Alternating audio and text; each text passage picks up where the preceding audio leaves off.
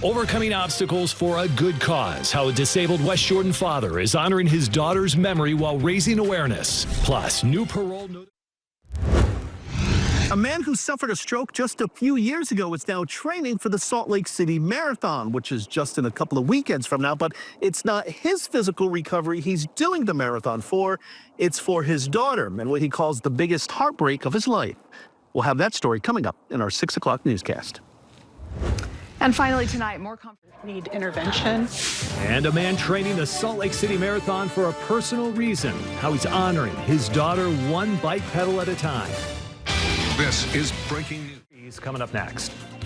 The Salt Lake City Marathon is just in a couple of weekends for now, and almost everybody doing the marathon has a story as to why they're doing it, but many people might not have the story a West Jordan man has. He says it's the greatest heartbreak of his life, and it involves his daughter. The warning he has for others coming up in just a few minutes.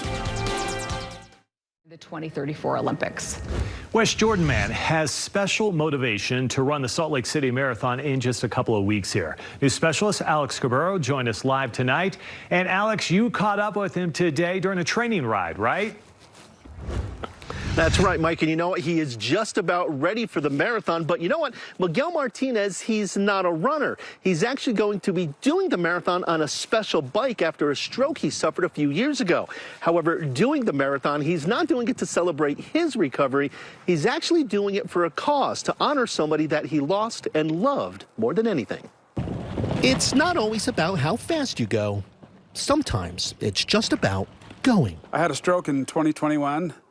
And then I've had 8 surgeries since. But for Miguel Martinez, every push of the pedals lately isn't for his recovery.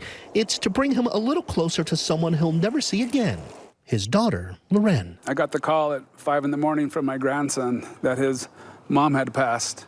And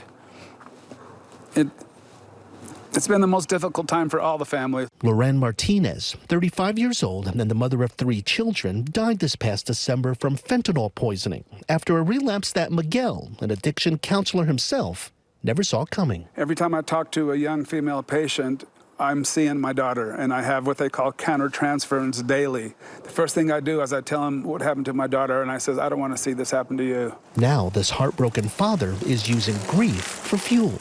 He's training for the Salt Lake City Marathon on his recumbent bike to honor Loren, as well as raise money for The Haven, the very drug addiction treatment center that once helped his daughter. I believe in addiction treatment, and it works for many people. Riding in a marathon certainly isn't easy, especially for someone who is partially disabled from his stroke. But for Martinez, the hardest part of it all already happened. It's a parent's worst nightmare, and it's something that'll never go away, so I'm hoping to turn this into a yearly event.